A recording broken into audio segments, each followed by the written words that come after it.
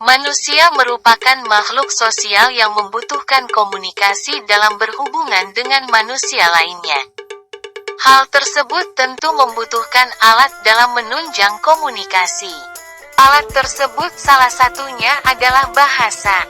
Bahasa merupakan alat komunikasi yang bermakna suatu deretan bunyi yang bersistem, berbentuk lambang, sifatnya arbitrer, memiliki makna konvensional, unik, universal, manusiawi, serta alat interaksi sosial yang menggantikan individual dalam menyatakan sesuatu atau ekspresi kepada lawan tutur.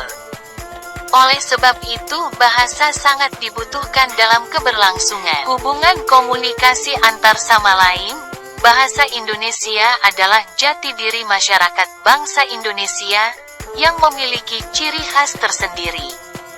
Walaupun bahasa Indonesia berakar dari bahasa Melayu, akan tetapi berbeda atau tidak sama dengan bahasa Melayu di Malaysia dan Brunei.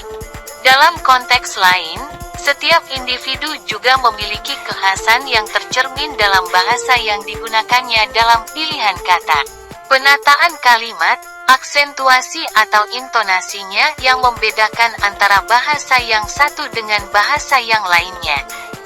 Berikut ini ada sebuah kata yang berbeda artiannya walaupun penulisannya sama. Indonesia telah menyumbangkan kosakata sebanyak 62.000 kata dan dimasukkan ke dalam Kamus Bahasa Melayu, yang nantinya akan dibuatkan nama bahasa baru dalam kerjasama bahasa di ketiga negara itu. Akan tetapi Indonesia menolak, karena Indonesia tidak menginginkan nama bahasa baru itu. Karena ada label Melayu di nama bahasa Indonesia. Bahasa Indonesia tidak lagi bisa disebut sebagai bahasa Melayu, karena bahasa Indonesia tercipta dari berbagai bahasa daerah dan bahasa asing. Bahasa Indonesia tetap bahasa Indonesia, karena bahasa Indonesia memiliki Sumpah Pemuda. Jika dipaksakan diberi label Melayu pada nama bahasa Indonesia, berarti bangsa Indonesia telah mengingkari Sumpah Pemuda yang sudah ditetapkan oleh para pendiri bangsa. Maka oleh karena itu, kosakata bahasa Indonesia yang sudah terlanjur disumbangkan dan dibuat sebuah kamus, yang kamus itu diberi nama Kamus Besar Bahasa Melayu. Oleh karena itu banyak kesamaan kosakata, tetapi ada juga yang berbeda artiannya atau maknanya. Sepertinya, Malaysia salah mengartikannya pada kosakata yang 62.000 itu. Maka yang terjadi banyak salah paham dalam menggunakan kata-kata itu. Contohnya seperti bandar, pusing, seronok, dan gampang. 1. Bandar jika di Malaysia adalah kota. Bandar raya, kota besar. Namun jika di Indonesia, bandar adalah sebuah tempat atau pusat yang dari situlah asal mula sesuatu hal terjadi pada tempat di mana berawal hingga penyebarannya. Dapat diartikan seperti bandar judi dan bandar narkoba. Dan bisa juga bandara dari kata bandar udara. Dari bandara atau bandar udaralah pelaksanaan penerbangan dilakukan dan diatur. Karena bandar adalah sebuah pusat besar di mana orang-orang yang berkepentingan datang ke bandar itu. Ada kemungkinan Malaysia mengartikan bandar adalah sebuah tempat yang besar di mana tempat itu sebagai pusat keramaian, perkembangan, pembangunan dan lain-lain untuk mereka yang berkepentingan. Maka, bandar diartikan sebagai kota oleh orang Melayu. Malaysia. Indonesia juga mempunyai kota yang bernama Bandar Lampung. 2. Pusing. Kata pusing di Malaysia adalah berputar, berkeliling dan berbelok, atau belok. Namun jika di Indonesia kata pusing adalah pening, sakit kepala atau rasa sakit di kepala seakan-akan berputar. Maka kata pusing itu adalah sebuah akibat dari apa yang telah dilakukan, dilihat, dan dirasakan karena adanya perputaran. Contohnya seperti, kita melakukan perputaran atau berputar-putar, berkeliling-keliling, dan pasti kita akan merasakan pusing. Dan juga, jika kita melihat ada yang berputar-putar terus-menerus, dan pastinya kita akan merasakan pusing. Contoh kalimatnya, aduh, aku pusing karena tadi habis berputar-putar dan berkeliling-keliling. Contoh yang kedua, aku jadi pusing karena melihat benda itu selalu berputar-putar. Begitulah sekiranya untuk kata pusing. 3. Seronok. Jika di Malaysia kata seronok adalah sesuatu hal yang menyenangkan, bagus penampilannya, indah dilihat, dan dirasakannya sangat menyenangkan. Dalam Kamus Besar Bahasa Indonesia, Indonesia juga mengartikannya sama seperti di Malaysia. Akan tetapi yang menyebar luas di kalangan masyarakat, kata seronok diartikan sesuatu hal yang tidak menyenangkan dan tidak patut diperlihatkan. Berpenampilan tidak sopan atau mengandung unsur pornografi, untuk kata seronok itu. Oh iya, mengapa dan kenapa masyarakat Indonesia berpandangan berbeda dalam mengartikannya? Karena, dahulu rakyat Indonesia selalu disuguhi penampilan dari sebuah acara kerongkengan atau tarian dan sebagainya. Cara berpenampilannya pasti masyarakat Indonesia mengetahuinya. Mereka memperlihatkan lekuk tubuhnya dan tariannya pun selalu memperagakan seolah mempertontonkan daerah tumbuhnya yang mengundang nafsu syahwat. Indonesia yang rakyatnya mayoritas muslim sejak dahulu, otomatis masyarakat mayoritas muslim akan menganggap dan menyebutnya jika seperti itu seronok. Dalam berpenampilan seperti itu tidak baik untuk dilihat dan diperlihatkan, tidak bagus dan tidaklah indah. Karena masyarakat mayoritas muslim menilainya bukan dari adegan cerita, suara yang bagus atau penampilan yang mendalami isi dari cerita itu.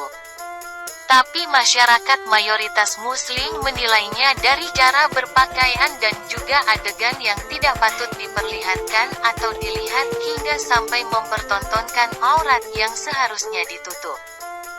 Jadi sampai sekarang, masyarakat Indonesia yang mayoritas muslim, mengartikannya sendiri untuk kata seronok itu, hingga sampai sekarang ini. Dan ini untuk salah satu contoh di zaman sekarang, seperti acara dangdutan di kampung-kampung, kita bisa lihat sendiri. Apakah cara berpakaian seperti itu pantas untuk dilihat dan diperlihatkan dalam ajaran Islam? Juga untuk tarian atau joget seperti itu dibolehkan untuk dilihat atau diperlihatkan dalam ajaran Islam. Hal-hal seperti itu tentu saja tidak diperbolehkan dan hal-hal seperti itu dilarang dalam ajaran Islam. Memang, jika kita melihat dari kacamata seni tari dan budaya, semua itu bagus dan indah, serta menyenangkan jika diartikannya untuk sebuah seni. 4. Gampang. Kata gampang jika diartikan di Malaysia adalah anak-anak haram, mudah, menggampangkan atau memudahkan, menanggap ringan, gampangan lebih mudah, gampang-gampangan dengan cara mudah saja, alang-alang dan tidak dengan bersungguh-sungguh. Akan tetapi, mayoritas masyarakat Malaysia mengartikan kata gampang dengan kata anak-anak haram. Kenapa kata gampang diartikan anak-anak haram? Kenapa tidak pada artian yang lainnya, seperti mudah, menggampangkan, menganggap ringan, memudahkan, dan lainnya? Di Indonesia, untuk kata gampang diartikan sama seperti di Malaysia. Bedanya, di Indonesia tidak ada artian anak-anak haram pada kata gampang. Bahasa Indonesia hanya mengartikan kata gampang dengan 4 kategori yaitu 1. Gampang.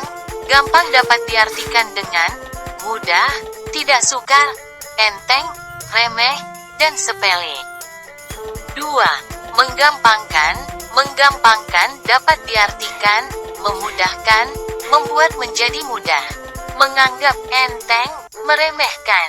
3. Gampangan. Gampangan dapat diartikan seperti lebih mudah, tidak menuntut banyak syarat yang harus dipenuhi. 4. Gampang-gampangan.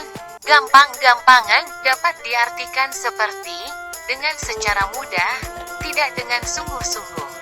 Itulah 4 kategori dari artian kata gampang. Untuk kata remeh, apakah ada yang tahu tentang asal-usul kata remeh? Jika ada yang tahu, tolong tulis di kolom komentar. Dan jika belum mengetahui, nanti akan kami bahas di video selanjutnya, di topik tentang pembahasan asal-usul kata. Sekarang, kita lanjutkan lagi ke topik pembahasan perbedaan kata. Nah, dalam pergaulan di Indonesia, masyarakat juga mengatakan dalam sebuah kalimat dengan artian yang mungkin oleh masyarakat Malaysia diartikan anak-anak haram. Kata tersebut ada pada kategori ketiga dan keempat.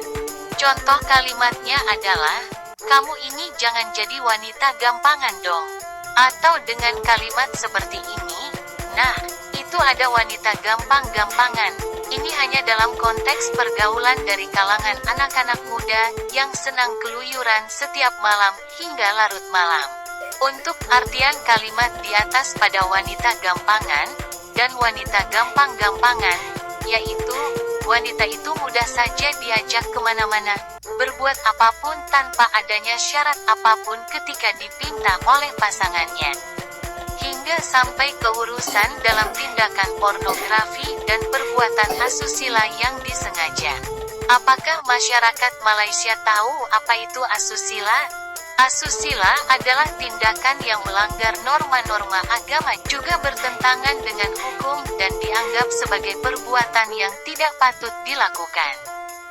Yang diartikan, perbuatan tersebut sebagai hal-hal yang haram, yang tidak boleh dilakukan karena dosalah yang didapat.